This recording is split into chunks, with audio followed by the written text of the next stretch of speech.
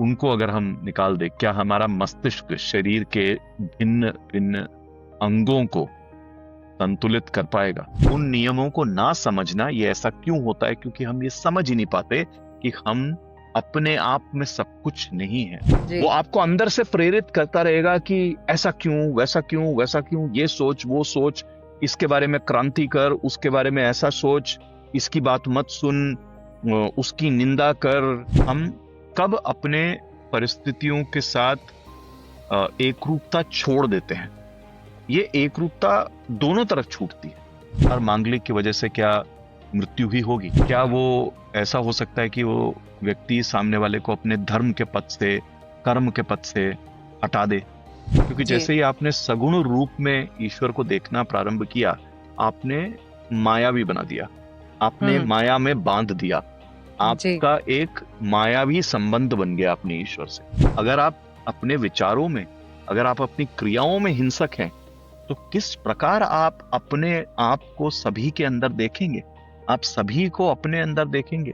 धीरे धीरे धीरे धीरे धीरे समझना है इनको, क्योंकि इनके भाव को समझने में समय लगता है, इनके स्वभाव को समझने में समय लगता है। ऐसे व्यक्ति को यह सोचना जरूरी है कि क्या मैंने वो सभी कर्तव्यों का निर्वाह किया है जो एक पिता का या माता का अपने पुत्र या पुत्री के प्रति होना चाहिए। ओम त्रिदेवीभ्यो नमः। ओम त्रिदेवीभ्यो नमः। प्रणाम मित्रों, हमारे आज के पॉडकास्ट में आपका फिर से एक बार स्वागत है। आज हमने आपके सामने अपनी प्रस्तुति करी है एक नया विषय लेकर कि क्या स्वतंत्रता को सीमाएं चाहिए, क्योंकि नियम ही जीवन को अर्थ देते हैं। और हमारे साथ आज एक बार फिर हमारे पूज्य दादा साई कुमार चंद्रन जी उपस्थित हैं। प्रणाम दादा, आपका अभिनंदन और स्वागत। प्रणाम प्रणाम, धन्यवाद आपका और बाकी सभी विद्यार्थियों का। आपने फिर से एक नया विषय उठाया, लोगों से बात करी, और आज के पॉडकास्ट की जो भी आपने तैयारी करी है, आप सभी का बहुत बहुत आभार। शुरू करते हैं मिनी। धन्यवाद जी।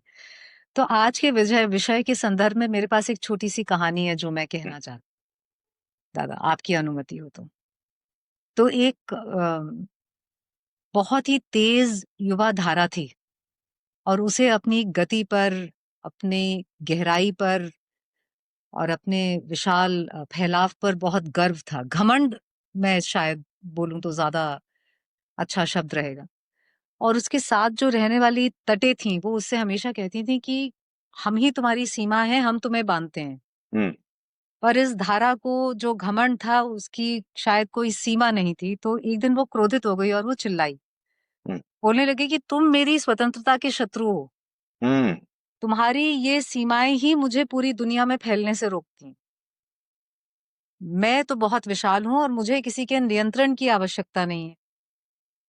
तटें तो शांत होकर उससे बोली कि हम तुम्हारे शत्रु नहीं हैं, जो हमारी जो उपस्थिति है, हम तुम्हारा आधार हैं। हमारी ही वजह से तुम्हारी ऊर्जा एकत्रित रहती है और तुम गहरी बनी रहती हो, तुम उपयोगी रहती हो, सार्थकता मिलती है तुम्हें हमारे होने से।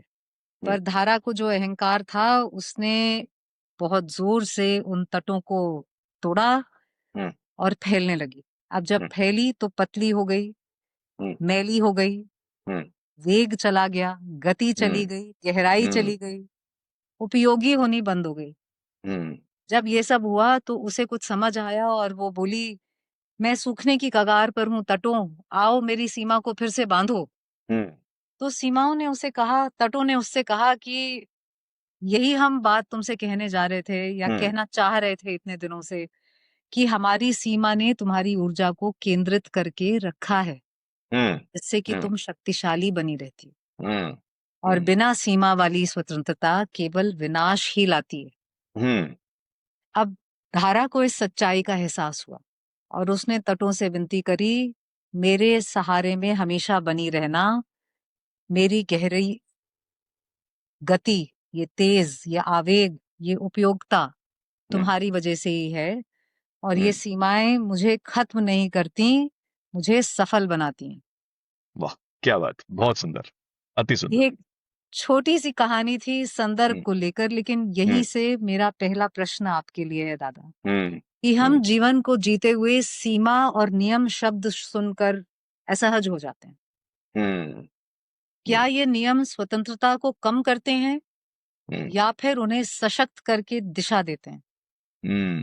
बहुत बहुत बढ़िया कहानी आपने सुनाई, और अति उत्तम प्रश्न। और कहीं ना कहीं अ, युगों से ये प्रश्न किसी ना किसी का उठता ही रहा है, आज भी जी, उठता है।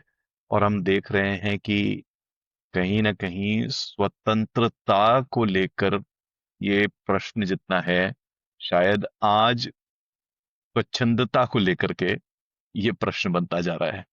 जी, तो जो भी हुआ है इस विश्व में, जो भी मनुष्य का विकास हुआ है, या जो भी हमारे समाज का विकास हुआ है, उस विकास, उस आवेग, उस बहाव में कहीं ना कहीं वो स्वतंत्रता स्वच्छंदता में बदलती गई है। और जी, यहीं से ये बात शुरू होती है। आपने इतनी सुंदर कहानी सुनाई, मैं भी कुछ उदाहरण लेना चाहूंगा। श्वास।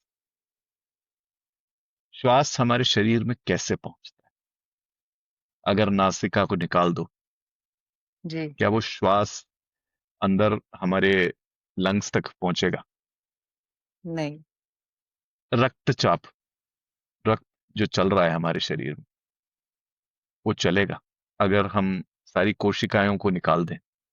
नहीं, अगर शरीर में, जिसको हम नर्व्स या नर्वस सिस्टम कहते हैं, जो उनको अगर हम निकाल दें, क्या हमारा मस्तिष्क शरीर के भिन्न भिन्न अंगों को संतुलित कर पाएगा, सुचारू रख पाएगा, संदेश दे पाएगा?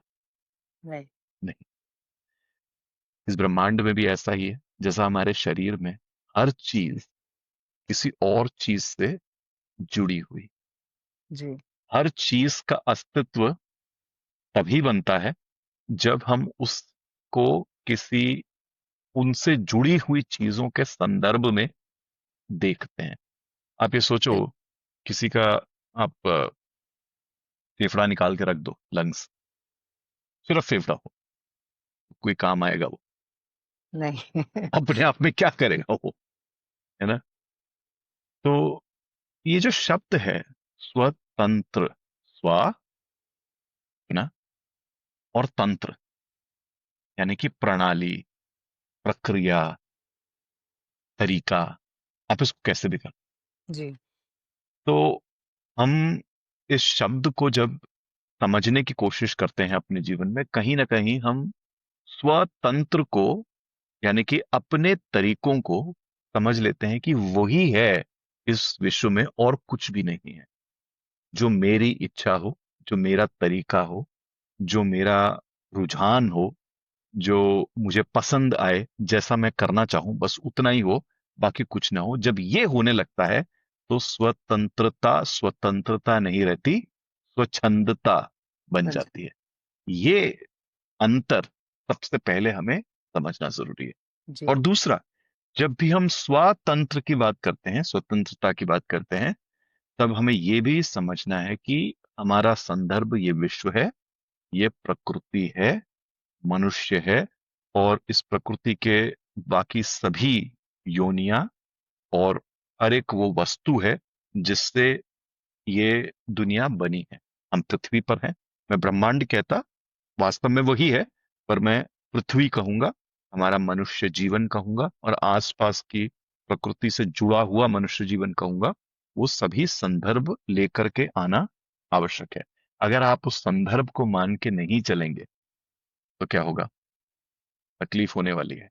बिल्कुल, और उसको ना मानना, वहीं पर आप नियमों के खिलाफ होने लगते हैं, है ना? जी, तो जैसे ही आप इस बात को नहीं समझते, हम सभी, ये मेरे लिए भी है, आपके लिए भी है, क्योंकि कभी ना कभी हमारे जीवन में हम सभी ने ये कोशिश करी है कि हम नियमबद्धता से हटें।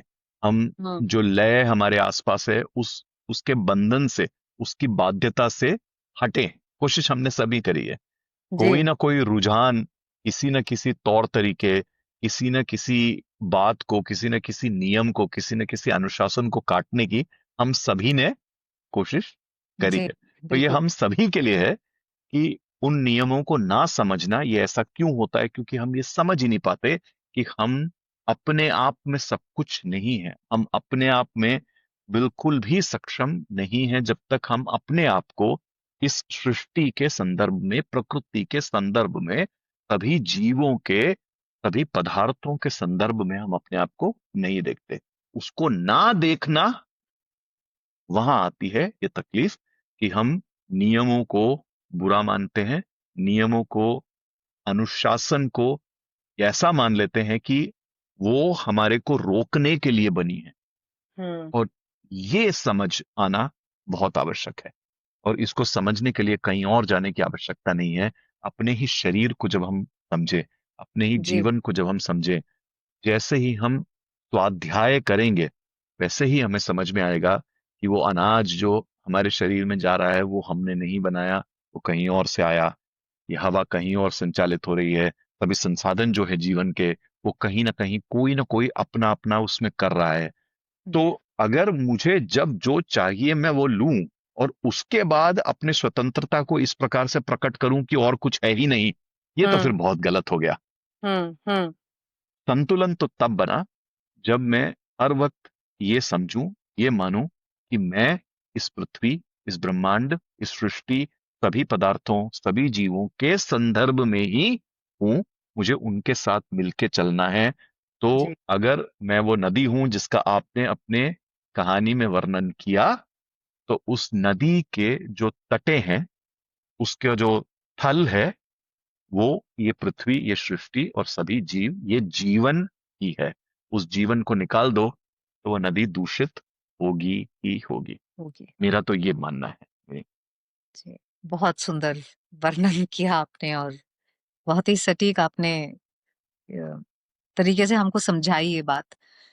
क्या होता है दादा, की जब स्वतंत्रता, सामान्य शब्दों में अगर मैं कहूँ तो लोग समझते हैं कि प्रतिबंधों का अभाव है। हम्म। बिल्कुल। और ये विरोधाभास भी होता है कि असीमित, अनियंत्रित स्वतंत्रता दो हम्म, तरह के बंधन पैदा करती है।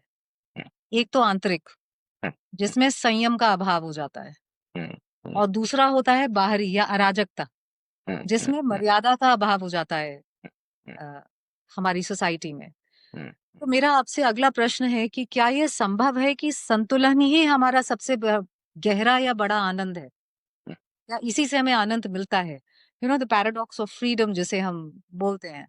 सो हम्म, क्या जीवन में मध्य मार्ग या स्थिरता ही सबसे बड़ी मुक्ति है, और वो ही हमें खुशी देती है? है ना? और केवल संतुलन ही नहीं, उन चीजों को संभाल के रखना भी है ना, जो हमारे जी। आसपास है। तो जी संतुलित बिल्कुल। भी रहना है और संरक्षण भी करना है उसका। ठीक है, मैं वापस वही उदाहरण लेता हूं। तो मैंने जब पिछले उत्तर में आपको उदाहरण दिया था कि श्वास, हमारी हम्म। श्वास की, हम श्वास अपने नासिका से लेते हैं, नलियां हैं अंदर। अब ये सोचो, अगर हम बहुत तेजी से सांस लेते रहें, या हम कुछ ऐसा करें कि जहां हम आसपास हैं वो बहुत ही वातावरण दूषित हो, क्या होगा? वो मिट्टी नाक में जाएगी, वो धुआं हम्म। नाक में जाएगा, और श्वास लेने में तकलीफ होने वाली है। अगर आप वो चीजें करो जिससे आपको जुकाम हो रहा है, और जिसको हम कंजेशन कहते हैं, पूरा नाक बंद है, सब कुछ, जी। आपके साइनसेस भरे पड़े हैं, तो क्या आप वो जीवन देने वाली श्वास को आप ले पाओगे? नहीं। नहीं। बल्कि जब लोगों को, किसी ऐसे इंसान को पूछें जिसको सांस की तकलीफ है, आजमा जिसको हम कहते हैं, या ब्रोंकाइटिस, या ऐसी जो दिक्कतें हम्म। हैं, उनको कभी हम पूछें कि भाई जब आपको ये अटैक होता है तो कैसा लगता है, तो वो कहेंगे, आप बताएंगे आपको कि ऐसा लगता है कि प्राण ही निकल जाएंगे। चल जाएंगे। बिल्कुल। है ना? तो तभी डॉक्टर कहते हैं कि उन संदर्भों का ध्यान रखो जहां पे आप हैं, किस तरीके से सांस ले रहे हैं। अगर आपको सांस की तकलीफ है तो मास्क पहने। हमारे योगाचार्य हमें बताते हैं कि योग करना कितना अनिवार्य है, हम्म। प्राणायाम किस प्रकार से करना चाहिए ऐसे लोगों को। नेति जैसी प्रक्रियाएं बनाई गई हैं, आयुर्वेद हमें समझाता है क्या करें, है ना? तो इस उदाहरण से हमें क्या समझ में आता है, जो आपने शब्द का इस्तेमाल किया, संतुलन, और जो मैंने कहा कि संरक्षण, ये भी करना होता है। तो जो भी हमारे आसपास है, उसका अगर हम, उसके साथ अगर हम संतुलन नहीं रखेंगे, और उसको, उसका हम संरक्षण नहीं करेंगे, हम ये नहीं सोचेंगे कि ये सभी चीजें जीवनदायी हैं, हम्म। तो कहीं ना कहीं हमारा उसके साथ मुठभेड़ होने ही वाला है। बिल्कुल। तो वो आंतरिक अशांति भी क्रिएट करेगा, और वो बाहर जाकर के आपको अराजकता फैलाने पर भी मजबूर करेगा। जी वो आपको अंदर से प्रेरित करता रहेगा कि ऐसा क्यों, वैसा क्यों, वैसा क्यों, ये सोच, वो सोच, इसके बारे में क्रांति कर, उसके बारे में ऐसा सोच, इसकी बात मत सुन, उसकी निंदा कर, इससे झगड़ ले, ये सब चलता रहेगा।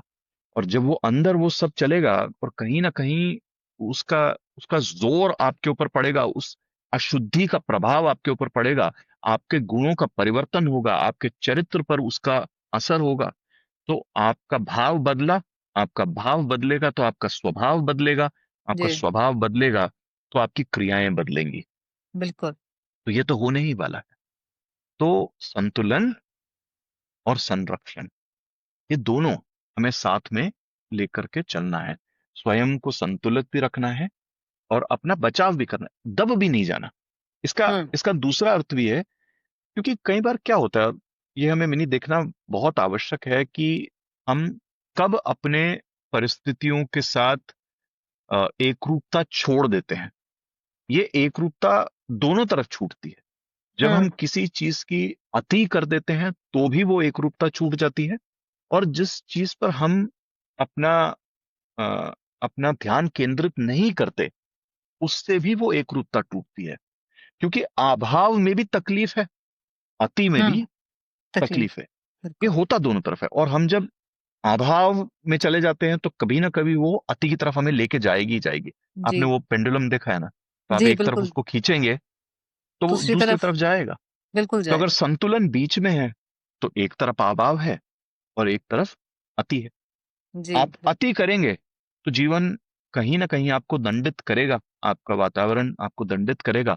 और जी जैसे ही वो दंड मिला, आप और अति कर सकते हैं या फिर आप एकदम अभाव में चले जाएंगे, चिप जाएंगे। जी वापस आप वहां परेशान होंगे, फिर वो चलता रहेगा। ये इसका इसका उपाय सिर्फ वही है जो आपने कहा, कि हम वापस संतुलन में रहें और साथ साथ चीजों को संग्रहित करते रहें। उन चीजों पर अपना ध्यान केंद्रित करें जो हमें मनुष्य धर्म के अनुसार करना आवश्यक है, हमारे विशेष धर्मों के अनुसार करना आवश्यक है। हमारे को हमें अपने प्रारब्धों को खत्म करने के लिए जो करना है, उनके अनुरूप हम चलें। जो हमें अपने ऋणों को और ऋणों से मुक्ति के लिए करना है, उसके अनुरूप चलें। तो मनुष्य धर्म क्या है, हमारी हमारी क्रियात्मक शुद्धि क्या है, क्रियात्मक शुद्धि यही चीज है, इनके अनुरूप चलें। तो आपने जो शब्द का इस्तेमाल किया, प्रयोग किया, संतुलन, वो संतुलन कहाँ कहाँ लाना है, मनुष्य धर्म में उसका संतुलन लाना है। करुणा से रहें, प्रेम से रहें, हम्म सभी जीवन का जो भी जीव है, जो भी पदार्थ है, इस ब्रह्मांड है, प्रकृति है, सभी के प्रति एक आदर रखें। हैं? जो भी आपके विशेष धर्म है उनका ध्यान रखें, जी जो भी आपके ऋण हैं उनको चुकाएं, जो भी आपके प्रारब्ध हैं, जो परिस्थितियां जीवन में आती हैं, उनको अपना मानकर चलें। ये शुद्धि भाव रहेगी तो वो संतुलन रहेगा। नहीं तो या तो अभाव में होगा आपका व्यवहार, या अति में होगा। अति में होगा। दोनों से ही वो संतुलन बिगड़ेगा, दोनों से ही आपका जीवन संरक्षित नहीं रहेगा। और कभी ना कभी बिल्कुल जीवन का या आपकी प्रतिक्रियाएं होंगी, उन प्रतिक्रियाओं का मुठभेड़ ही आपको ऐसा ऐसी परिस्थिति में लाके खड़ा करेगा जो आपको लगेगा कि हाय, मेरी स्वतंत्रता नहीं है। या कोई और आपको कहेगा कि अब आप अपने स्वतंत्र व्यवहार का उपयोग और नहीं कर सकते, बहुत हुआ, अब आप पीछे हटें। और जीवन में यही मुठभेड़ होती। बिल्कुल। और मुझे ऐसा भी लगता है कि ये जहाँ एक व्यक्ति पर लागू होता है, उसी तरह ये एक पूरी सोसाइटी पर भी लागू होता है कि जहाँ व्यक्ति बेलगाम हो जाएंगे तो वहां पर सोसाइटी भी धीरे से उसी दिशा में बढ़ेगी, जैसा कलयुग में कहते हैं कि हाँ बिल्कुल, देखिए संतुलन नहीं है। हाँ, तो जो जो मनुष्य योनि है, मनुष्य, हम अगर हम अपनी अपने इतिहास को उठाकर देखें तो ये कहीं ना कहीं समाज का मनुष्य पर और मनुष्य का समाज पर, दोनों तरह से कहीं ना कहीं ये प्रभाव होता रहा है, एक दूसरे से प्रेरित होता ही होता जी है ना। अब एक छोटा सा उदाहरण हम यहाँ लेते हैं।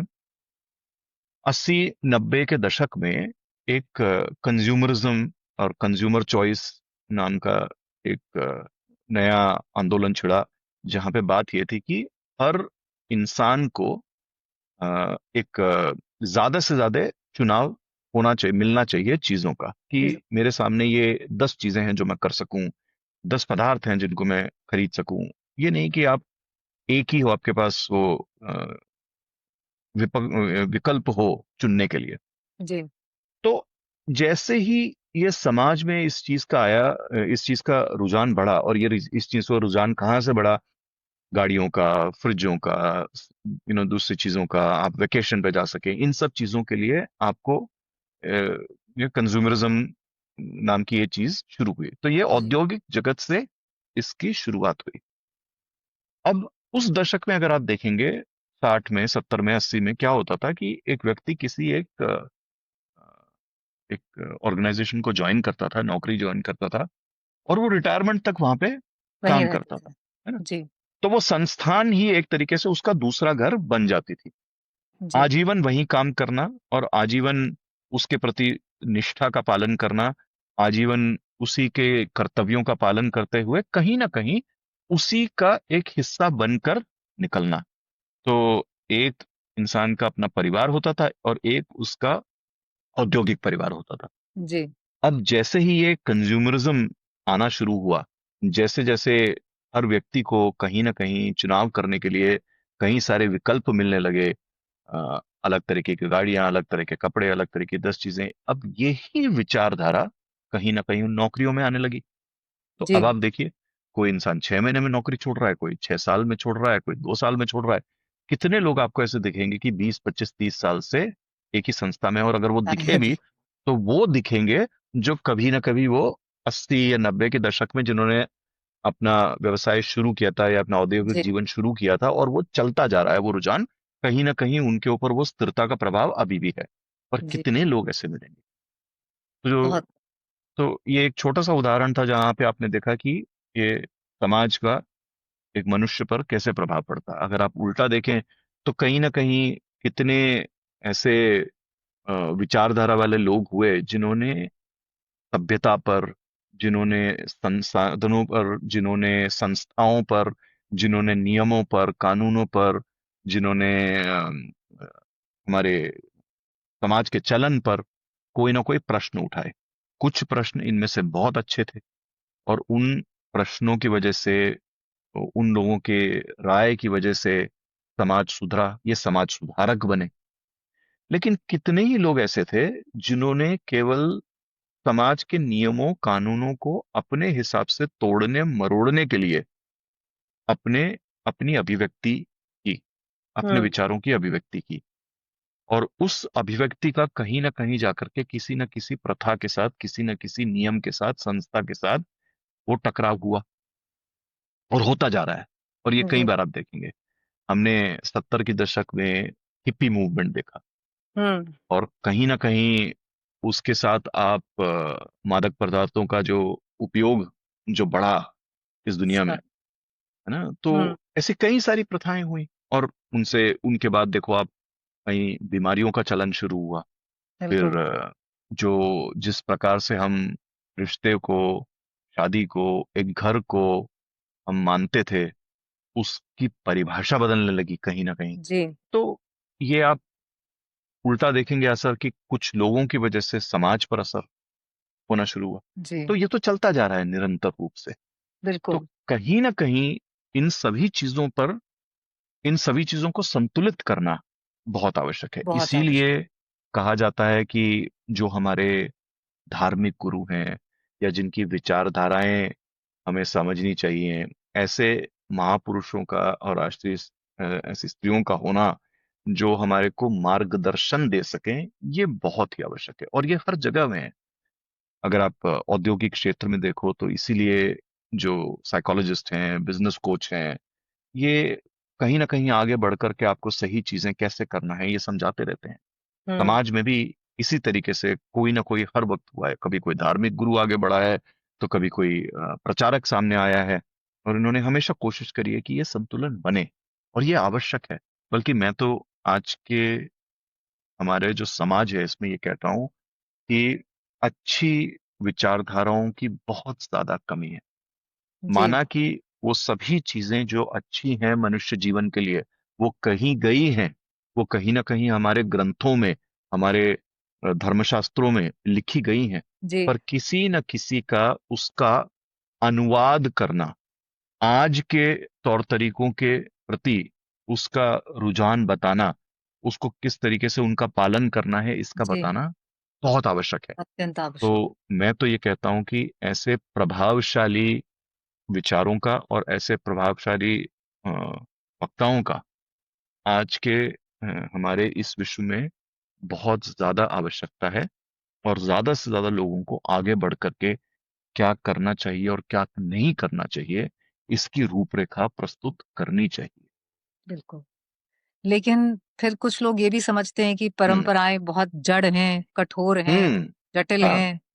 अब ऐसा क्यों समझा जाता है फिर? वो बहुत अच्छा प्रश्न आपने पूछा। तो कहीं ना कहीं अगर हम श्री कृष्ण की बात उठाएं, तो श्री कृष्ण ने भी कई लोगों को इसके प्रति जागरूक करने की कोशिश करी थी कि प्रथाएं परंपराएं हैं, लेकिन वो समय और संदर्भ अनुकूल भी होनी चाहिए। हम्म। हम्म। जैसे कितनी ही बार उन्होंने भीष्म पितामह को पूछा कि भीष्म पितामह, आपने वचन तो लिया है, पर आपकी वचनबद्धता और आपके धर्म में कहीं युद्ध तो नहीं? शायद हम्म। भीष्म पितामह ने कभी समझा ही नहीं उस सवाल को, है ना। अर्जुन भी तो कहीं ना कहीं इसी बात से ग्रस्त था कि उसको आचरण संहिता में सिखाया गया था कि अपने स्वजनों का वध, अपने परिवार के प्रति आदर रखना, इन सब चीजों के ध्यान रखने की बात थी।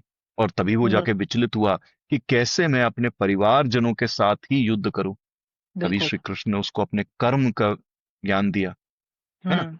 तो अगर आप किसी भी अच्छे वक्ता को देखें, किसी भी ऐसे ज्ञानी को देखें, किसी भी ऋषि को देखें जिसने परंपराओं को समझा, जिसने समय के बहाव को समझा, जिसने समाज को समझा, जिसने मनुष्य को समझा, वो हमेशा यही कहेंगे कि जो भी आपकी परंपराओं, आपके ग्रंथों में लिखा गया है, हम्म। उसका पालन आप समय अनुकूल तरीके से करें, परिस्थितियों के अनुकूल तरीके से करें। जैसे पूजा अर्चना, पूजा अर्चना की एक लंबी विधि भी है, पर पूजा जी। अर्चना की कुछ छोटी विधियां भी लघु विधि। हैं। आज के काल में पूजा अर्चना के लिए सबसे मान्य माना गया है केवल मंत्र जाप को, केवल हम्म। मंत्र जाप को, यज्ञ को नहीं, और किसी और लंबे चौड़े तरीकों को नहीं। हम इतनी सारी बड़ी बड़ी पूजाएं और ये सब चीजें करते हैं, करते नहीं है, करवाते हैं दूसरों से। हम्म। एक समय जी। ऐसा था जब जब आपको सिखाया जाता था गुरुकुल में कि आपको अपने लिए यज्ञ कैसे करना है। ठीक है, आप जी। अगर आपके पास संसाधन है तो आप ब्राह्मणों को निमंत्रण दे सकते हैं, आमंत्रित कर सकते हैं, पर आपको स्वयं सिखाया जाता था। आप किसी भी परिवार से, किसी भी जाति से हो, अगर आप गुरु के पास आए हैं तो ये बताया जाता था आपको कि आपको किस प्रकार का आचरण करना है, किस प्रकार से जीवन जीना है। जी। और वो सभी हम खुद करते थे। आज के समय में, इस कलयुग में, जब हम सभी के पास ना वो विद्या है, ना उन शक्तियों का आवाहन करने का सामर्थ्य है, ना हम्म। वो शुद्धता है जिसके साथ हम ये सभी प्रक्रिया करी जाए, कर पाए, तो हमें ये बताया गया कि आप मंत्र जाप जैसी सरल पद्धति का प्रयोग करें, जी। है ना? तो हमारे शास्त्रों में ही समय अनुकूल उनकी सुविधाएं बताई गई हैं। और तभी मैंने आपको पिछले प्रश्न के उत्तर में एक चीज कही कि हमारे शास्त्रों में जो लिखा गया उसका समय अनुकूल अनुवाद करना, संदर्भ अनुकूल अनुवाद करना, और उसके बारे में बताना, ये क्या चीज जी। है। जैसे हमारे ज्योतिष का मैं कुछ छोटा सा उदाहरण लूंगा। बहुत सारे लोग कहते हैं मांगलिक पे अगर आप विवाह करें तो वो मृत्यु अवश्य होती है सामने वाले की, है ना। तो अगर आप कुछ ऐसे ऐसी कुंडलियों को देखें, हाँ, उसके वजह से आपके जो भी आपका पत्नी है या पति है, उनके साथ दुर्घटनाएं हो सकती हैं। पर हर मांगलिक की वजह से क्या मृत्यु ही होगी? तब ये प्रश्न उठता है कि क्या वो ज्योतिषाचार्य समय अनुकूल उसका अनुवाद कर सकता है। तो यहाँ पर ये भी बात आती है कि क्या वो मृत्यु मानसिक हो सकती जी बिल्कुल। है ना? क्या वो ऐसा हो सकता है कि वो व्यक्ति सामने वाले को अपने धर्म के पथ से, कर्म के पथ से हटा दे, हम्म या आर्थिक तौर से उसको मृत्यु प्रदान कर दे। आज के बिल्कुल। विश्व में इसके इसके बड़े सारे मतलब निकलते हैं। तो जी। गहराई में जाके इस चीज को समझना, क्या हमारे ऋषि मुनियों ने क्या कहा है, हमारे ग्रंथों में क्या कहा गया है, ये करना आना चाहिए। ये बहुत आवश्यक चीज है। इसीलिए एक गुरु का होना, एक मार्गदर्शक का होना बहुत जरूरी है हमारे जीवन में। तो ये तो बिल्कुल। मैंने आपको केवल ज्योतिष का एक छोटा सा उदाहरण दिया। ऐसे ही आयुर्वेद में है, ऐसे ही खान पीन में है, ऐसे ही रहन सहन में है, ऐसे ही जी पूजा क्रमों में है, जो मैंने आपको जप की विधि बताई। जी जी। तो तो जो भी हमारी परंपराएं हैं, उन परंपराओं को समय अनुकूल प्रणाली से करना, हम्म ये इसका मार्गदर्शन बहुत आवश्यक है। अगर अवश्य। ये नहीं होगा, और कोई आपको कहेगा संध्या वंदना करनी ही चाहिए, क्यों करनी चाहिए, और वो संध्या वंदना कैसे हो? अभी जैसे मेरे एक जानने वाले ने, और वो मुझसे सीखते हैं, मैं उनका मार्गदर्शक हूँ, उन्होंने मुझसे प्रश्न पूछा था कि गुरुजी, मैं बहुत ज्यादा यात्रा में रहता हूँ, बहुत ज्यादा व्यस्त रहता हूँ, मुझे बहुत बुरा लगता है कि मैं अपने मंदिर में अपने ईश्वर की सेवा नहीं कर पाता। जी।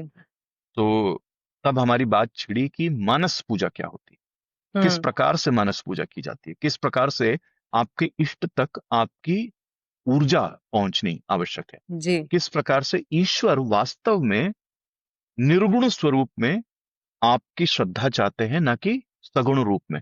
क्योंकि जी। जैसे ही आपने सगुण रूप में ईश्वर को देखना प्रारंभ किया, आपने मायावी बना दिया, आपने हम्म माया में बांध दिया, जी। आपका एक मायावी संबंध बन गया अपने ईश्वर से, ईस्ट से। माया युक्त संबंध, है ना? बिल्कुल। तो ईश्वर तो ये नहीं चाहेंगे, ईश्वर तो वो निर्गुण रूप में आपकी श्रद्धा चाहेंगे कि आप जी जहां भी बैठे हैं, अपने आप को अपने ईश्वर के साथ जुड़ा माने, क्योंकि ईश्वर तो हम कहते हैं ना अपने अंदर ही है। और अगर आपके इष्ट देव हों, वो तो फिर आप तुरंत ही आपके अंदर मिलेंगे आपको, अगर आप खोजेंगे उनको, वो प्रेम। ऐसे ही जी हमारे कुल देवता, कुल देवी, ये कभी हमारा साथ नहीं छोड़ते, जी। ये हमेशा इनकी ऊर्जा आपके आसपास होती है। तो इन सब चीजों को समझना बहुत आवश्यक। अनिवार्य है, और आज के समाज में तो इन सब चीजों को समझना बहुत अनिवार्य है। मैं यहाँ बैठा हूँ, मेरा कुटुंब, मेरा ग्राम यहाँ से हजारों किलोमीटर दूर है, केरल में। जी। तो क्या मैं अपनी कुलदेवी से जुड़ा नहीं हूँ? जो मेरे गुरुओं ने मुझे बताया कि ये क्या मार्ग है, किस प्रकार से निर्गुण रूप में उस ईश्वर को याद करना, हम्म उस ईश्वर को अपना ही हिस्सा मानना। तो ये जैसे ही मैंने जाना, तो मैं मेरे ऊपर से वो बोझ हट गया, है ना? जी इन सब चीजों को समझना बहुत आवश्यक है। कि नहीं, बिल्कुल। अंधविश्वास नहीं करें। पहले तो अ, अंधविश्वास और ऐसे ही अ, अंधापन ना रखें, वो भी जी चाहिए। ना बिल्कुल। अंधविश्वास होना चाहिए, ना अंधापन होना चाहिए। हाँ जी। ज्ञान की प्राप्ति बहुत आवश्यक है। तो ये सभी प्रश्न, ये सभी तर्क वो देते हैं जिनके पास ज्ञान नहीं है, जो हम्म खुद को समझ गया, जिसने स्वाध्याय किया और जिसने ईश्वर प्रणिधान किया, उसके प्रश्न भी मिट जाते हैं, उसके तर्क भी मिट जाते हैं। बिल्कुल। प्रश्न और तर्क, यहीं पर संदेह आता है। और प्रश्न ना हो, तर्क ना हो, इसका एक ही तरीका है, ज्ञान की प्राप्ति। ज्ञान। बिल्कुल। और वो मिलेगा ग्रंथों में या गुरुओं से। बिल्कुल। तो ऐसा ही एक ग्रंथ है हमारा पतंजलि योग सूत्र। हम्म हम्म और हम्म उसमें प्रारंभ में ही योग के विषय में कहा गया है कि यम और नियम होते हैं।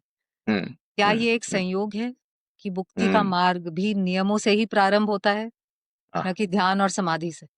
क्या बात! बहुत ही उत्तम प्रश्न पूछा, और आपने वास्तव में अब कहीं जाकर के हमारे जो संस्कृति है उससे जुड़ी हुई एक इतनी गहरी बात उठाई है, जिसका बहुत लोगों को समझना बहुत जरूरी है। और इससे जुड़ी हुई मैं आपको एक आश्चर्यचकित करने वाली चीज बताऊंगा। जी।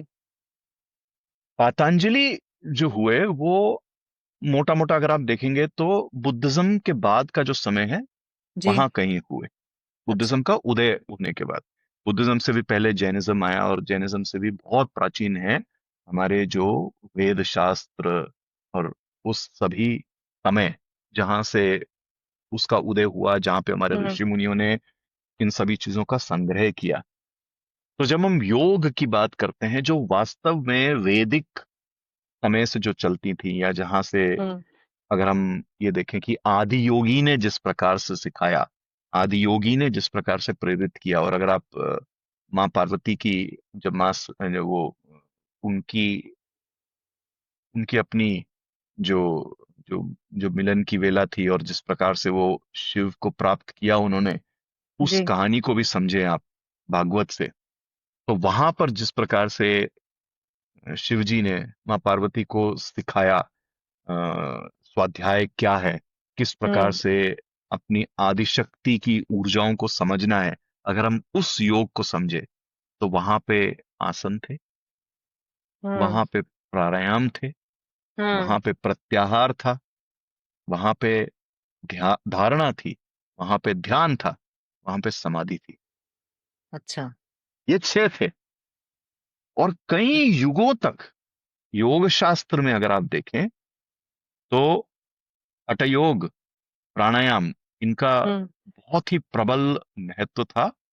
और इनके द्वारा आप प्राप्त करते थे प्रत्याहार को, और उस प्रत्याहार में आप लाते थे धारणा को, और उस धारणा में घटित होता था ध्यान, ध्यान। और ध्यान में घटित होता था समाधि। समाधि। ये प्रणाली थी क्रिया योग की।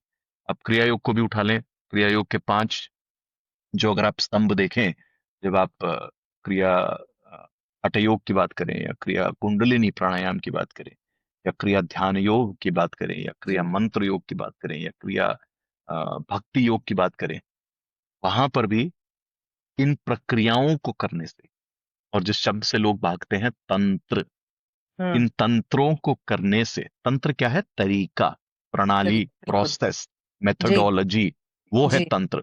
ये जो वेस्टर्न दुनिया ने तंत्र को इतना गंदा मतलब दे दिया है, वो मतलब है ही नहीं तंत्र का। तो जब आप बिल्कुल। रुद्र यामल तंत्र की बात करते हैं, या किसी और भी तंत्र की बात करते हैं, इन सभी सभी में तंत्र का मतलब था प्रणाली, प्रणाली। मेथोडोलॉजी। वो है हमारे शास्त्र में वास्तव में तंत्र। वो गंदा मतलब जो वेस्टर्न वर्ड ने दिया उसको निकाल देते हैं। तो जो तंत्र की बात की, अगर तंत्र से आप चलें, योग के तंत्र से बात चलें, तो आसन, प्राणायाम, प्रत्याहार, धारणा, ध्यान, समाधि, ये हुई। तो ऐसा क्या हुआ कि पतंजलि ने जब नियमबद्ध किया, तो उन्होंने हम्म। अष्टांग योग बनाया। हम्म। है ना महत्वपूर्ण सवाल, और है ना जी। जी। आश्चर्यचकित कर देने वाली बात। तो कहीं ना कहीं जब उन्होंने देखा कि बाकी भी दर्शन है, क्योंकि जब आप योग शास्त्र को पढ़ते हैं, पतंजलि के योग शास्त्र को पढ़ते हैं, उसमें आपको न्याय, मीमांसा, वेदांत, सांख्य, इन सभी की कुछ ना कुछ बातें मिलती हैं। इन सभी का कुछ ना कुछ अंश मिलता है। अवश्य। क्यों? वो इतने परम प्रतापी ऋषि थे पतंजलि। जी। उन्होंने इतनी गहराई में चीजों को समझा था कि उन्होंने हमारे शास्त्रों, ग्रंथों, इन सभी को समझने के बाद मनुष्य जीवन को भी जब समझा, तो उनको ये प्रतीत हुआ कि जो चरित्र लेकर के मनुष्य कहीं ना कहीं सतयुग में चलता था, वो चरित्र अब उतना प्रबल नहीं रहा। नहीं है। अभी जी। तो अभी तो स्वयं आदियोगी शिव ने तंत्र की विद्याएं बताई थी, है ना? तो वो जी। उनको दिख रहा था कि वो आचरण संहिता कमजोर है, वो चरित्र अब कमजोर है, वो विवेक अब नहीं नहीं रहा, रहा। वो तालमेल नहीं रही, वो करुणा मिटती जा रही है। इंसान, मनुष्य एक दूसरे से जुड़े रहने की जगह एक दूसरे से लड़ रहा है, धीरे धीरे बट रहा है। हम्म। किसी कोई कोई विधि के नाम पे बांट रहा है, कोई परंपरा के नाम पे बांट रहा है, कोई आर्थिकता के वजह से बांट रहा है, कोई राज्य के नाम से बांट रहा है, कोई कुल से, कोई कुटुंब से, किसी न किसी चीज से बांट रहा है। तब जाके कहीं उन्होंने कहा कि केवल प्रक्रियाएं करने से वो अनुभव नहीं आएगा, क्योंकि जब हम हम्म। योग की बात करते हैं, ये युज से उठा है। हम्म। युज का मतलब मिल जाना, एक रूप हो जाना। हाँ। और अगर आप ईश्वर से एक रूप होना चाहते हैं तो पहले आपको तो खुद से एक रूप होना खुद से पड़ेगा, जी स्वयं बिल्कुल। से। जी। और स्वयं से एक रूप होने के लिए आपको समझना पड़ेगा कि मैं क्या ऐसी चीजें ना करूं अपने सामाजिक, अपने व्यवहारिक जीवन में, अपने औद्योगिक जीवन में, कि मैं अपने साथ असंतुलन में ना हूं। बिल्कुल। तब जाके यम लिखे गए। हम्म। तो वो क्या हम्म। कहते हैं? अहिंसा की बात करते हैं, सत्य की बात करते हैं। क्यों अहिंसा आवश्यक है? क्यों अहिंसा पहला ही चरण है? हम्म। अगर आप अगर आप अपने विचारों में, अगर आप अपनी क्रियाओं में हिंसक हैं, तो किस प्रकार आप अपने आप को सभी के अंदर देखेंगे? आप सभी को अपने अंदर देखेंगे। ईश्वर हमारे अंदर है, ये कहना, ये जानना और इसको मानना, इसमें बहुत अंतर है। अंतर है। मनुष्य ही ये करता है कि कहता है कि ईश्वर हमारे अंदर है, पर ईश्वर को हर जगह खोज रहा है। हम्म। अंदर कैसे आओगे? बाह्यांग से अंदर कैसे आओगे? उस संतुलन के लिए आपको आवश्यकता होगी सत्य की, अहिंसा की, आंसर। ब्रह्मचर्य की, बहुत सुंदर। है ना, इन सभी चीजों की। तो ये तो 5 यम दिए गए, है ना। और वहां से बताया गया कि 5 नियम। और जब हम नियमों में शुरू करते हैं तो बता ये बताया जाता है कि हमें अपने अंदर आंतरिक जीवन को किस प्रकार से संतुलित करना है, अपने विचारों को किस प्रकार से संतुलित करना है, ये बताया गया है हमें। और जब नियम खत्म हो रहे हैं, आखिरी के दो जो नियम बताए गए वो हैं स्वाध्याय और ईश्वर प्रणिधान। तो हम्म। पहले के जो 8 आपके कदम उठाए आपने, यम के 5 और नियम के 3, आप पहुंचे स्वाध्याय पर, खुद को समझना।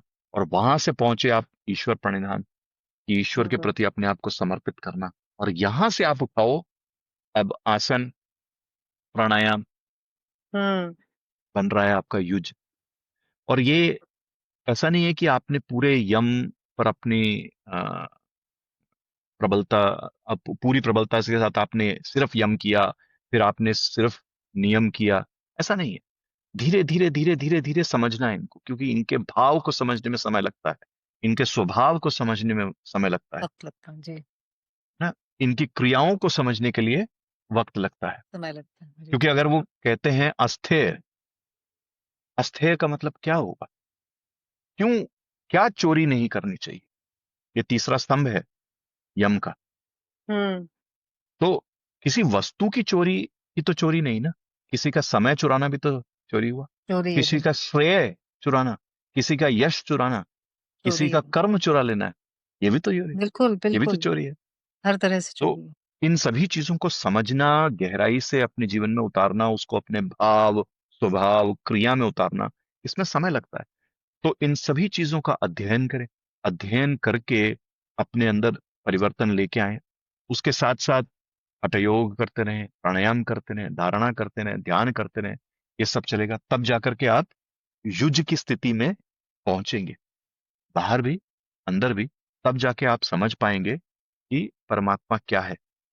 क्योंकि हम्म। आप पहले समझ रहे हैं कि मैं क्या हूं, ये विश्व क्या है, सब कुछ। जी। तो ये नियम जरूरी है। तो अत्यंत आपका छोटा सा प्रश्न था, पर मैंने बहुत बड़ी कहानी नहीं। सुनाई, क्योंकि इसके पीछे का संदर्भ समझना बहुत बहुत सही। आवश्यक है। वरना अगर संदर्भ नहीं समझे, और ये नहीं समझे कि किसी वजह से, कोई किस गहरी सोच की वजह से पतंजलि ने जब वो नियम बांधे, तो जी। उन्होंने 6 स्तंभों को 8 बनाया। जी। अष्टांग को अष्टांग क्यों बनाया अष्टांग। उन्होंने? बिल्कुल। ये बात ये बात समझना बहुत जरूरी। बहुत ही सुंदर तरीके से आपने इस बात को समझाया। तो मैं जो आप युज कह रहे थे, उसके लिए अनुशासन जरूरी है। और अनुशासन को अब दंड ना मान के हम उसको आत्म प्रेम का एक स्वरूप माने। जैसे इंग्लिश में कहते हैं हाँ। ना, discipline is the love for self. अगर हम ये माने, सेल्फ लव माने, तो किस तरह ये क्या सीमाएं इनको बनाया जाए, या सेल्फ लव दिखाना क्या स्वार्थ होगा, या यूं कहें कि स्वयं के लिए संवेदनशील रहें, अपने प्रति हाँ। करुणा रखें, ये हाँ, भाव रखें, ये आवश्यक होगा। है ना, बिल्कुल। पर कोई भी काम करने से पहले, मैंने कुछ देर पहले जब हमारी इस चर्चा में ही बात की थी, ये बताया था कि किसी भी चीज का अभाव भी नहीं होना चाहिए और उसकी अति भी नहीं होनी अति चाहिए। भी नहीं होनी चाहिए। तो अपने प्रति करुणा रखें, अपने प्रति प्रेम रखें, अपनी संवेदनशील। जरूरतों पर ध्यान रखें, संवेदनशील रहें अपने प्रति। लेकिन सिर्फ इसका इसका मतलब ये नहीं कि आप ही केवल अपने जीवन का केंद्र बिंदु है। बिल्कुल। कहीं ना कहीं इसलिए हमें यह सिखाया जाता है शास्त्रों में कि आपके जीवन का केंद्र बिंदु आपके धर्म है, और हम्म। खास करके वो धर्म जो आपने चुने हैं इस जीवन में। तो जो भी हम्म। हमारे विशेष धर्म है, चाहे हम विद्यार्थी हैं या किसी के पुत्र पुत्री हैं या किसी के कोई किसी के हम सगे संबंधी हैं, या हमारा कोई पति है, पत्नी है, या हमारे बच्चे हैं, इन सभी चीजों में अगर आप देखें, ये सभी विशेष धर्म हुए। कुछ हम्म। विशेष धर्म ऐसे हैं जो चुने नहीं जा सकते, ये हमें मिलते हैं इस जीवन। मिलता है। माँ बाप मिलते हैं, सगे संबंधी मिलते हैं। कुछ विशेष धर्म ऐसे होते हैं जो हम चुनते हैं स्वयं। हमारा व्यवसाय हम चुनते हैं, हम समाज में किन लोगों से जुड़े हैं ये चुनते हैं, हमारा जीवन साथी कौन है ये हम चुनते हैं। मिलता है। हमारे बच्चों को, जो हमारे बच्चे होते हैं उनको जीवन में लाना, वो हमारा चुनाव है ना। हम किसको अपना गुरु बनाते हैं, किस प्रणाली से हम अपना जीवन जी रहे हैं, ये जी। सभी हमने चुने हैं। ये तो चुनाव। वो चीजें, हाँ, जो वो विशेष धर्म जो हमें इस जीवन के साथ मिले हैं, इस मनुष्य जीवन में हमारे प्रारब्धों को खत्म करने के लिए मिले हैं, उन विशेष धर्मों को तो हमेशा संतुलित रखना चाहिए। हम्म। ना उनमें कोई कमी होनी चाहिए, ना उनको ज्यादा अपने सर पे चढ़ाना है। क्योंकि अगर हम्म। उनका उनका हम पर ज्यादा अभाव हो गया, प्रभाव हो गया, या उनमें कोई अभाव हो गया, इन दोनों हम्म। तरीकों से हमारा प्रारब्ध बिगड़ेगा। अभाव हुआ तो वो काम आपने किए ही नहीं जो आपको करने थे, और अगर इनका प्रभाव ज्यादा हो गया आपके जीवन पर, तो आप अति कर देंगे, आप अपना विवेक खो देंगे। हम्म। म- म- मातृदेवो भव पितृदेवो भव कहा गया है, लेकिन अगर आप देखें तो कहीं ना कहीं माँ बाप के आचरण में भी तो अशुद्धियां हैं। जी। आपको वो चीजें लेनी है जो अच्छी हैं। बिल्कुल। आपके आसपास आपके भाई बहन हैं, उनसे प्रेम करना आवश्यक है, लेकिन कुछ अशुद्धियां हैं उनकी, जो उनसे भी हमें दूर रहना है। दूर रहना। इनको हावी नहीं कर लेना है। कुछ लोग इनको हावी कर लेते हैं अपने ऊपर, हम्म। है ना। तो वो संतुलित रखना बहुत आवश्यक है। आवश्यक। ऐसे ही जिन रिश्तों का आपने चुनाव किया, जिन विशेष धर्मों का आपने चुनाव किया है, उनको सकारात्मक रखना, उनमें उनको पूरी तरह से जीने के लिए, समझने के लिए क्रियात्मक होना, ये भी बहुत आवश्यक है। हम्म। क्योंकि वो आपका चुनाव है। बिल्कुल। आपको समझ के, सबसे पहले तो चुनाव करते हुए आपको ये समझना है कि क्या ये वास्तव में मैं सही चुनाव कर रहा हूं, विवेक से चुनाव कर रहा हूं, या किसी प्रकार से भावुक होकर के, या किसी प्रकार के प्रेशर के अंदर में आकर के इस चीज का चुनाव कर रहा हूं। जी। वहां से ही शुरू होती बात। और उसके बाद वो विशेष धर्म है आपके जीवन में, तो उसको आपको सकारात्मक बनाना है, उसको सीखना है कैसे आपको जीना है हम्म। उस मनुष्य के साथ, जी। बिल्कुल। है ना। बिल्कुल। तो जी। इस प्रकार से जीवन जिया जाता है। जी। जी, बिल्कुल दादा। तो हमने आपसे समझा कि अनुशासन ही सच्ची स्वतंत्रता है। अब मैं, या हमारे जो दर्शक हैं, हम सब इसको अपने जीवन में उतारना चाहेंगे। हम्म। तो आप हमारे दर्शकों को वो एक प्रारंभिक कदम, या कोई एक निर्णायक सीमा, कोई एक हम्म। डिसाइसिव लिमिट और एनी फ्यू स्टेप्स इनके हम्म। बारे में बताएं, जिससे कि आज ही इनको स्थापित करके हम अपनी ऊर्जा को बचा सकें और अपने आत्म अनुशासन के पथ पर हम अग्रसर हो सकें। हम्म। हम्म। हम्म। तो जिस परिस्थिति में हर मनुष्य है, उसके लिए उसके परिस्थिति अनुकूल उपाय होना बहुत आवश्यक है, मिनी। तो जी। कोई एक तरीका ऐसा नहीं है जिससे हर एक को उतना ही फायदा हो जितना एक दूसरे व्यक्ति को उसको करने से हो रहा है। जी। ठीक है, मैं दो तीन उदाहरण लूंगा और हर एक में मैं एक प्रणाली बताऊंगा जिससे वो व्यक्ति आगे बढ़ सके। ठीक है। कोई व्यक्ति अगर है, उसको ये लगता है कि मेरे आसपास जो लोग हैं उनकी हम्म। वजह से मेरी स्वतंत्रता नहीं हो, मुझे स्वतंत्रता नहीं मिलती, या मेरे स्वातंत्र्य में उसका कोई अनुकूल प्रभाव हो रहा है, या हम्म। वो नकारात्मक प्रभाव डाल रही है। हम्म। तो ऐसे मनुष्य को ये समझना बहुत आवश्यक है कि मेरे जो रिश्ते हैं, मैं जिनसे जुड़ा हुआ हूं, मेरे सगे संबंधी या जिन रिश्तों का मैंने चुनाव किया है, हम्म। उन सभी चीजों में विवेक कहाँ है, सोच समझ कहाँ है, कि हम्म। मैंने क्या भावुक होकर के मैं इन रिश्तों को जी रहा हूं, या हम्म। इनके विशेष धर्म को मैं समझ के जी रहा हूं। जी। है ना? जैसे कोई व्यक्ति है, हर वक्त अपने बच्चे को लेकर परेशान है, हर वक्त। हम्म। जी। और ऐसे व्यक्ति को ये सोचना जरूरी है कि क्या मैंने वो सभी कर्तव्यों का निर्वाह किया है जो एक पिता का या माता का अपने पुत्र या पुत्री के प्रति होना चाहिए। क्या हम्म। मैंने उसका सही मार्गदर्शन किया है, क्या मैंने उसको सही विचारधारा दी है, क्या हम्म। मैंने उसको उन मूल्यों के बारे में बताया है जो एक मनुष्य जीवन में होना चाहिए। अगर जी। वो मूल स्वरूप काम ही नहीं हुए, तो फिर इस व्यक्ति को उन मूल स्वरूप चीजों में काम करना चाहिए।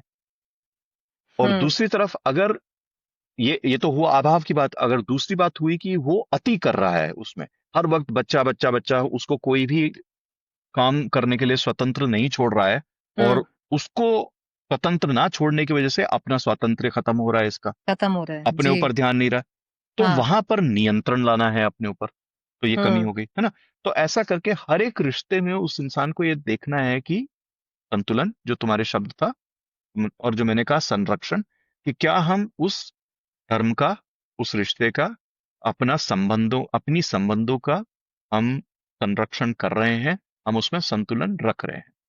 है ना? जी। तो ये तो एक बिल्कुल। तरीका है जहां पे मनुष्य अपने आसपास के जिस जैसे इंसानों से वो जुड़ा हुआ है, उसके साथ परेशानियां उसको हो रही है। यही चीज है, जी। आपको अपने व्यवसाय में भी करना है, अपने बॉस के साथ, अपने हर टीम मेंबर्स जगह। के साथ। क्या आप संतुलित हैं? क्या आप सही चीजों का संरक्षण कर रहे हैं?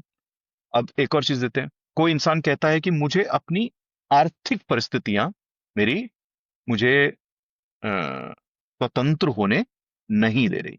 हम्म। ऐसे व्यक्ति को कहीं ना कहीं सबसे पहले यह समझना जरूरी है, क्या वो चीजें जो मुझे चाहिए अपने जीवन में, चाहे वो मेरी इच्छाएं हैं, मेरी आशाएं हैं, मेरी अभिलाषाएं हम्म। हैं, उन चीजों के प्रति और या उन चीजों को करने के लिए जो मुझे क्षमता चाहिए, और जो मुझे संयम चाहिए, जो हम्म। संसाधन चाहिए, क्या वो मेरे पास हैं? क्या मेरे पास वो सीख है, वो समझ है, वो हम्म। कौशल है, वो अ, वो मैं क्या उस प्रकार से प्रभावशाली हूं कि इन सभी चीजों को, इन जरूरतों को मैं पूरा कर सकूं? क्या जी। मैं कहीं खड़ा हूं तो मैं अपने व्यवसाय चला सकूं? या अगर मैं किसी संस्था में हूं, तो क्या लोग मेरी बात मानेंगे, मेरे साथ मिलकर काम करेंगे? क्या मैं हम्म। इतना निपुण हूं? क्या मेरे अंदर वो कौशल है? इसको ठीक करना आवश्यक है। बहुत कहीं ना जरूरी। कहीं हमें अपने महत्वाकांक्षाओं, इच्छाओं, आशाओं को भी संतुलित करना आवश्यक है। तो जरूरी। यहाँ पे एक अलग तरीके से काम हुआ। कोई व्यक्ति अगर ऐसा है जिसको लगता है कि मेरा शरीर मेरा साथ नहीं देता, मेरा मन नहीं मेरा साथ नहीं देता, हम्म। तो इस व्यक्ति को एक अलग तरीके से अपने स्वतंत्रता और अपने पूरे जीवन पर काम करने की आवश्यकता है। मेरा स्वास्थ्य क्यों खराब हो रहा है, या मेरा मन क्यों बिगड़ रहा है, उसका संतुलन क्यों हम्म। बिगड़ रहा है? क्या मेरे मेरे भाव गलत हैं? क्या मेरे मेरे स्वभाव गलत हैं? या हम्म। क्या मेरी क्रियाओं का मेरे ऊपर अनुकूल या प्रतिकूल असर हो रहा है? और अनुकूल है तो क्या है, प्रतिकूल है तो क्या है? क्या मेरी चीजें हैं जो सकारात्मक है या नकारात्मक है ना?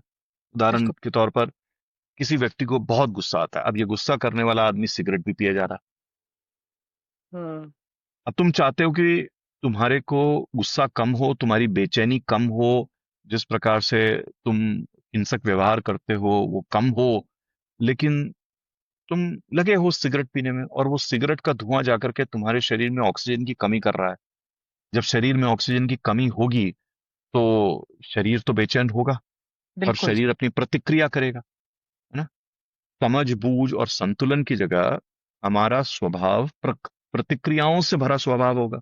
जी। तो इस मनुष्य की सबसे बड़ी परेशानी क्या है, इसका क्रोध कि इसका सिगरेट, सिगरेट।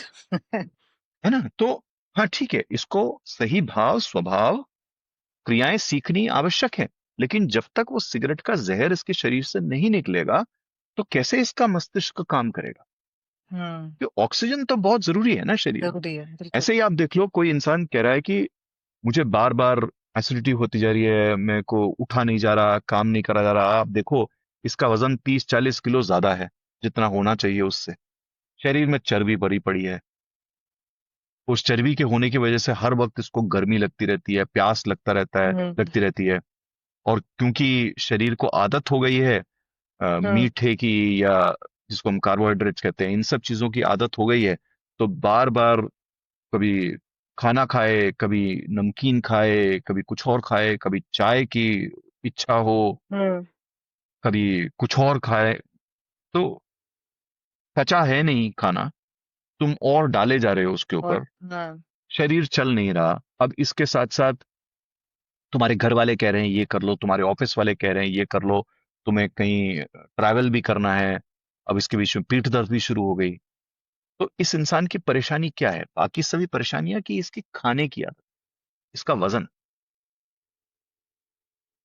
संतुलन है ना। नहीं बिठा पा रहे हैं एसेंशियली। तो तो वो जो सो अगर हमें अपना मंत्र बनाना है जीवन का, तो अपनी जीवन की अशुद्धियों को समझना पड़ेगा। तो बिल्कुल। आपने मुझसे एक उपाय मांगा, तो वो एक उपाय ये है कि अपनी अशुद्धि को समझो, जो हर एक के लिए भिन्न भिन्न है, और उस अशुद्धि को आप ठीक करो। और मैं इस विषय में काफी चर्चाएं करता रहता हूं, हमारे चैनल पर वीडियो भी है जिसका लिंक हम छोड़ सकते हैं यहाँ पे। जी। तो मैंने बहुत स्पष्टता से बताया कि शारीरिक और भौतिक अशुद्धियां हैं हमारी, जी। मानसिक अशुद्धियां हैं हमारी, हमारी क्रियात्मक अशुद्धियां हैं, और हमारी आध्यात्मिक अशुद्धियां हैं। अशुद्धि है। ये चार ही अशुद्धियां बनती हैं, और इसके इनके नीचे कई सारी अशुद्धियां जुड़ी होती हैं इनसे, पर ये चार ही तरह की अशुद्धियां हैं। इन चार प्रकार की अशुद्धियों को अपने जीवन में समझें, और ये समझें कि जड़ किस में है, और उस जड़ का निदान करें। हाँ। जैसे आपने वो किया, आपका बाकी जीवन स्वयं संतुलित होने लगेगा। संतुलित हो समय जाएगा। लगेगा इसमें, क्योंकि एक रात में, एक हफ्ते में, एक महीने में खत्म होने वाली चीजें नहीं होती कई बार मनुष्य के जीवन में। और दूसरी बात क्या है कि उन अशुद्धियों को खत्म करते करते अपना बाकी का जीवन तो सुचारू रखना ही है ना आपको। रखना है। ऐसा तो नहीं कि आप सब कुछ बंद करके, आप अपनी सभी अशुद्धियों को निकाल के फिर आप वापस में इस जीवन में जुड़ सकते हैं। जी। हाँ, कुछ लोग कर पाते हैं ये चीज, उनके पास वो संसाधन होते हैं, लेकिन हर एक के पास ये संसाधन नहीं होते। हम में से ज्यादातर लोगों को एक आम जीवन को जीते जीते करना है। तो ये करना है। एक छोटी बात मैं ये कहूंगा कि अशुद्धियों को हटाना, और अशुद्धियों को हटाते हुए अपने जीवन को जीना, ये अपने आप में एक कला है। उस कला को जीतना, उस कला को सीखना, उस पर विजय पाना, और उसको बार बार करते रहना अपने जीवन में, ये हर एक इंसान को सीखना बहुत आवश्यक है। इसलिए मार्गदर्शक, गुरु, कोई कोच, कोई सगा संबंधी साथी जो आपके साथ मिलके इसको कर ले, ये मिल जाए तो क्या ही बात है। जीवन संवर जाएगा। दादा, आपने इतनी सरलता से इस विषय पर आज प्रकाश डाला, हमारे भ्रम दूर किए, उसके लिए मैं आपका जितना आभार प्रकट करूं उतना कम होगा। आशा है हमारे दर्शकों को हमारा ये आज का विषय बहुत पसंद आया होगा। जीवन के ऐसे कई पहलुओं को हम आगे अपनी चर्चाओं में उजागर करते रहेंगे और दादा आकर इन विषयों पर प्रकाश डालते रहेंगे। हम आगे आभार भी। तो आभार तो आपका मिनी, और सभी त्रिशक्ति हीलिंग से जुड़े हुए श्रोताओं, और सभी हमारे त्रिशक्ति हीलिंग के मेरे छात्रों का, क्योंकि आप सभी ने ये मेहनत करी है कि जितने प्रश्न आ रहे थे, और जितनी लोग विचार अपने व्यक्त कर रहे थे, उन सभी में से आपने इन बहुत ही अच्छे प्रश्नों को निकाला। आपकी कहानी बहुत सुंदर थी। जिस प्रकार से आपने इस पूरी चीज को, इसका संचालन किया, इस पॉडकास्ट का, आभार उस बात का। तो जो जो आप पूछते गए, मैं तो बस उसका उत्तर देता गया, जो मेरे गुरुओं ने मुझे सिखाया है या अपने जीवन में जो मिला है। तो आप सभी को बहुत बहुत आशीर्वाद। आशा करता हूं कि सभी श्रोताओं के जीवन में कुछ ना कुछ सकारात्मक तो होगा इस पॉडकास्ट को देखने से। जरूर, मुझे विश्वास है इस बात का। जो जो सुनेंगे, किसी तरह से किन्हीं कोनों में उत्थान जरूर होगा। एक बार फिर आपका बहुत बहुत आभार दादा। आज की चर्चा हम यहीं समाप्त करेंगे। जी। जी। आ, हमें अनुमति दीजिए आपसे जी। विदा लेने की। अगली बार फिर मिलेंगे एक नए विषय के संग। नमस्कार। जय महाकाल, जय माँ काली। जल्दी मिलते हैं। जय महाकाल, जय मां काली।